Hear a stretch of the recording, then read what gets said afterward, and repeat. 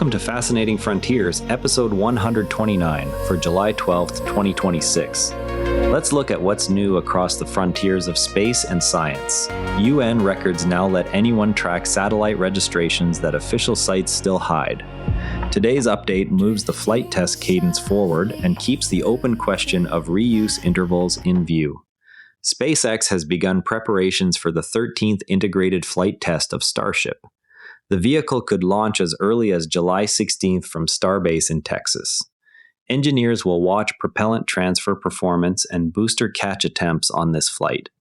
The mission profile includes multiple engine burns after separation. Data from this flight will inform the next set of hardware changes. Now, on a completely different note, orbital analyst Jonathan McDowell reports that fresh satellite registration documents remain unavailable through the standard UNOOSA website. The same files appear on the main UN documents portal when the correct document ID string is entered. Access still requires manual guessing of identifiers rather than a searchable index. Older records have also become reachable after a tip from another user on how to navigate the archive. The workaround restores visibility into recent launches without waiting for an official interface update. Better launch visibility pairs naturally with new questions about what those launches might encounter. Researchers from Italy and Germany have modeled a lightweight permanent magnet array that could deflect solar energetic particles. The design avoids the power demands of superconducting coils and the mass penalty of water shielding. Computer simulations show the static field can reduce crew exposure during solar storms by a measurable fraction. The team's preprint explores field geometry needed to cover a small habitat module. The magnets would be mounted externally on the spacecraft structure. No cooling systems or electrical current are required. Radiation protection matters most on long voyages. One recent X-ray study shows how uneven forces already shape outcomes in space. A neutron star squeezes the mass of the Sun into a sphere roughly 20 kilometers across. A teaspoon of its material would weigh as much as a mountain on Earth. Permanent magnets proposed for spacecraft create a comparable but far weaker static field that can nudge charged particles away from a crew module without any electrical power. Picture riding alongside a solar energetic particle as it approaches the habitat. Instead of a straight path, the proton curves along the field lines and misses the thin shell by tens of meters. The geometry that works best is a simple dipole whose poles sit outside the living quarters. Even a modest field of a few Tesla can reduce the dose from a typical solar storm by 30 to 40%, according to the new simulations. The remaining puzzle is whether the same arrangement leaves gaps at the cusps near the magnetic poles. Dutch astronomers used Chandra X-ray observatory data to track the shock front of G292.0 plus 1.8. The remnant, rich in oxygen, shows faster expansion along some axes than others. The asymmetry suggests the original explosion was not perfectly spherical. Continued monitoring will test whether the pattern persists as the remnant ages. The X-ray images resolve the forward shock in multiple energy bands. Proper motion measurements over several years reveal the velocity differences. The remnant lies several thousand light years away in the southern sky. From one kind of cosmic asymmetry, we turn to objects that push the distance record even farther. Astronomers have identified two quasars farther from Earth than any previously confirmed objects.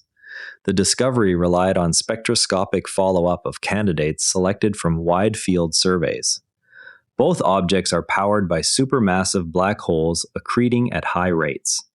Their light provides new probes of conditions in the universe less than 1 billion years after the Big Bang.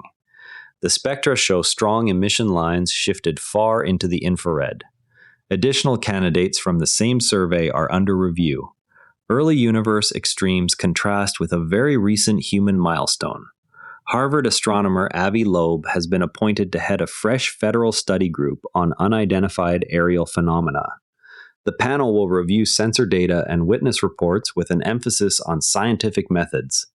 Loeb previously led the Galileo project, which searches for technological signatures from interstellar objects. The new group's first report is expected within a year. The appointment brings an astronomer with experience in anomaly detection to the effort.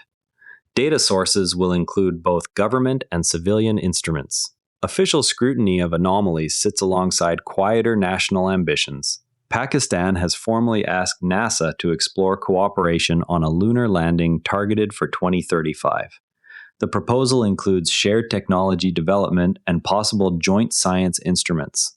Discussions would focus on lander systems and surface operations. The request marks the country's first public step toward independent crewed lunar capability. No formal agreement has been signed yet. The approach would build on existing bilateral space science exchanges. New partners look outward while earlier spacefarers are remembered. Alexander Alexandrov, who flew under the Intercosmos program in 1988, passed away on July 11th. He became the second Bulgarian citizen to reach orbit after Georgy Ivanov.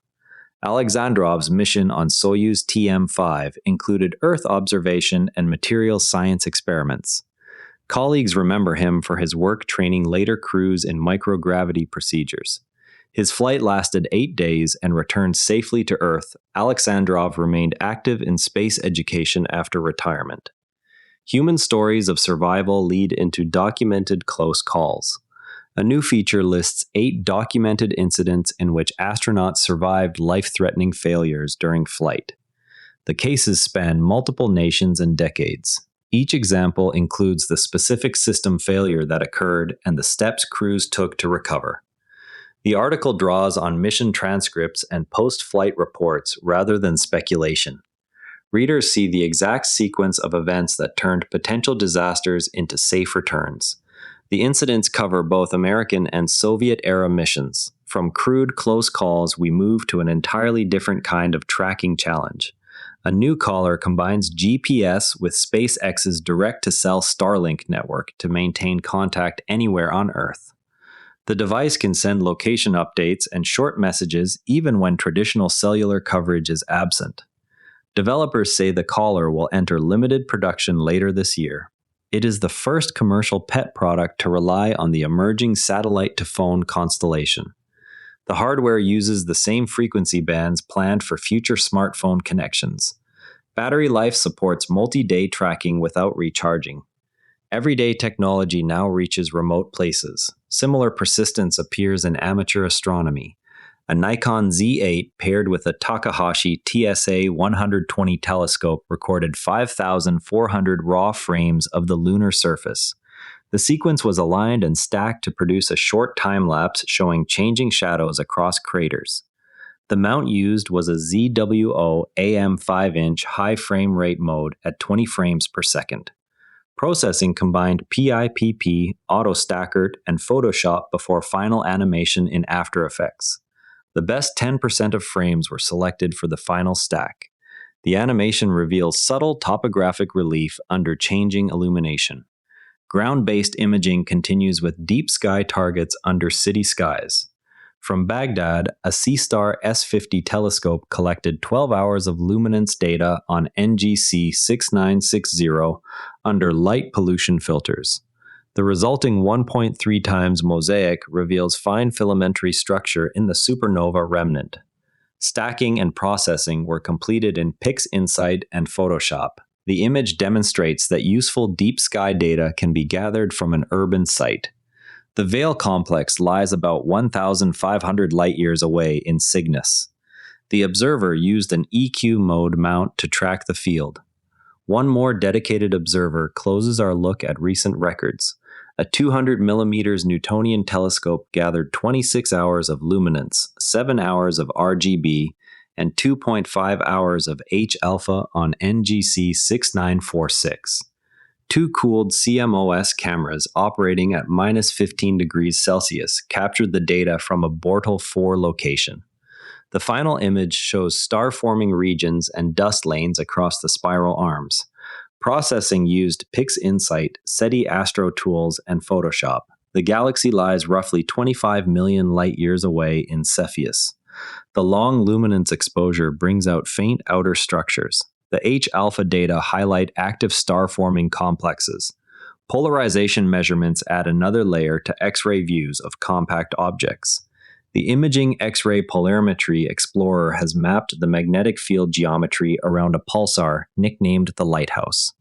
Polarization measurements show the field lines twist in ways that match theoretical predictions for a rotating neutron star. The data cover multiple rotation phases and provide the first direct view of the emission region's orientation. Follow-up observations are planned to test whether the pattern changes over months. The pulsar emits beams that sweep across the line of sight like a lighthouse. IXPE's detectors record the angle of polarized X-rays from each phase. The results constrain models of the magnetosphere. Planetary surfaces also reveal ongoing processes that leave no lasting trace. In the planet's polar regions, carbon dioxide freezes and precipitates as fine crystals that sublimate before reaching the surface. NASA's MARSIS radar has mapped layers of this dry ice several kilometers thick. Beneath the ice, the same instrument has detected what appears to be liquid water that has persisted for billions of years. The snowfall occurs only where temperatures drop below minus 125 degrees Celsius. The radar reflections distinguish the ice layers from underlying rock and liquid. No surface deposit forms because the crystals disappear in the thin atmosphere. The process repeats each Martian winter. Next time, we'll be watching for the first report from the new UAP study group. That covers today's space and science news. Share this with a fellow space enthusiast if you found it interesting. I'm Patrick in Vancouver. See you tomorrow. And if you'd rather watch than listen, find us on YouTube at NARA Network. Links in the show notes. And before you go, this show is part of the NARA Network, a family of daily podcasts on tech, science, and markets, each one a short, sharp briefing you can finish on the commute. If today earned its place in your feed, here's your next listen. Modern investing techniques, modern strategies for Canadian and U.S. investors. Find every show free at naranetwork.com. The Do Positive Pod is the club for people who do something about it. Episodes and the dispatch wall at naranetwork.com/thedppod. This episode used AI voice synthesis of my voice. Editorial selection and analysis are my own.